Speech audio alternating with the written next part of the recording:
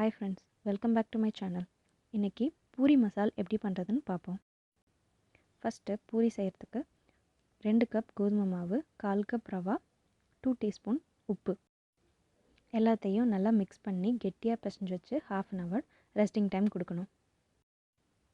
Next அந்த மாவை ஹாஃபாக split பண்ணி நல்லா ரோல் பண்ணிக்கணும் இந்த மாதிரி. அப்புறம் நம்மள்ட்ட இருக்க கத்தி வச்சு இந்த மாதிரி சின்ன சின்ன பீஸாக கட் பண்ணிக்கணும். ஸோ உங்களுக்கு பூரி எல்லாமே சேம் சைஸில் கிடைக்கும். இன்றைக்கி நான் இந்த ரொட்டி மேக்கர் வச்சு பூரி எப்படி செய்கிறதுன்னு காட்டுறேன். இதை ஓப்பன் பண்ணி 2 பக்கமும் எண்ணெய் தடவிட்டு நம்ம செஞ்சு வச்சுருக்க சின்ன சின்ன பாலை அதில் வச்சு ஜென்டலாக ப்ரெஸ் பண்ணி எடுக்கணும். இதை நீங்கள் அழுத்தும் போது ரொம்ப ப்ரெஸ் பண்ணிட்டீங்கன்னா ரொம்ப மெலிசாக வரும். ஸோ பூரி உப்பெல்லாம் வராது. ஸோ கொஞ்சம் கனமாக இருக்கணும். அப்போ தான் உங்களுக்கு பூரி உப்பி வரும். நெக்ஸ்ட்டு கடாயில் எண்ணெய் ஊற்றி நல்லா கொதிக்க விட்டு அதுக்கப்புறமா நீங்கள் ஒரு பூரியாக எடுத்து போட்டிங்கன்னா தான் பூரி உப்பலாக வரும்.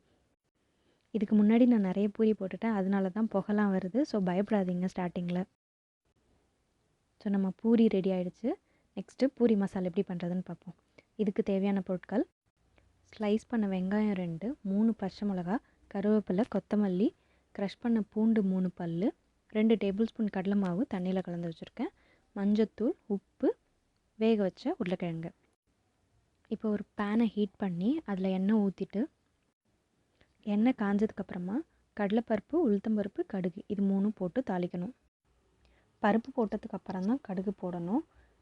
நீங்கள் ஃபஸ்ட்டு கடுகு போட்டுட்டிங்கன்னா பருப்பெல்லாம் வேகிறதுக்குள்ளே கடுகு தீஞ்சிரும்.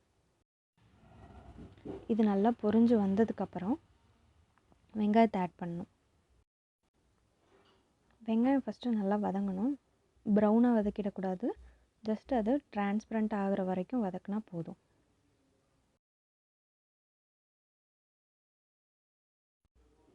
இது வதங்கினதுக்கப்புறம் நம்ம வச்சுருக்கிற பச்சை மிளகா, கொத்தமல்லி, கருவேப்பிலை, பூண்டு இது எல்லாத்தையும் சேர்த்து நல்லா ஒரு நிமிஷம் நல்லா கலந்து விடணும்.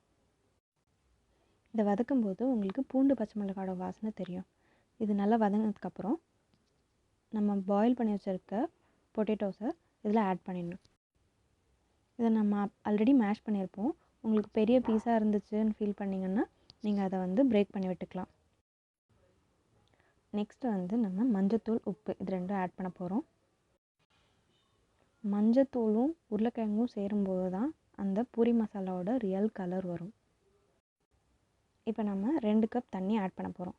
ஃபஸ்ட்டு 1 கப் ஆட் பண்ணிவிட்டு நல்லா கலந்து விடணும்.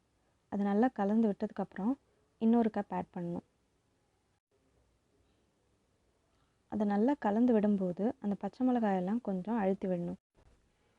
அப்போ தான் அந்த காரம்லாம் அந்த உருளைக்கிழங்குல கொஞ்சம் சேரும். இதை கொஞ்சம் நேரம் கொதிக்க விட்டுட்டு லாஸ்ட்டாக நம்ம கலந்து வச்சுருக்க கடலை மாவை இதில் ஊற்றி நல்லா கலந்து விடணும். கடலை மாவை தண்ணியில் கலந்துட்டு தான் இதில் கலக்கணும்.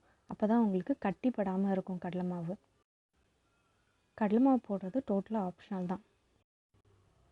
கடலை மாவு சேர்த்திங்கன்னா உங்களுக்கு க்ரீமி கன்சிஸ்டன்சி கிடைக்கும். ஸோ கடலை மாவு போட்டதுக்கப்புறம் இதை மூடி போட்டு ஒரு 2 மினிட்ஸ் குக் பண்ணணும். அந்த கடலை மாவு குக் ஆகிற டைம் தான் அந்த 2 மினிட்ஸ். ஸோ இப்போ நம்ம பூரி மசாலா ரெடி ஆகிடுச்சு. ஸோ நீங்கள் இதை வீட்டில் ட்ரை பண்ணிவிட்டு எப்படி இருக்குன்னு சொல்லுங்கள். Happy cooking.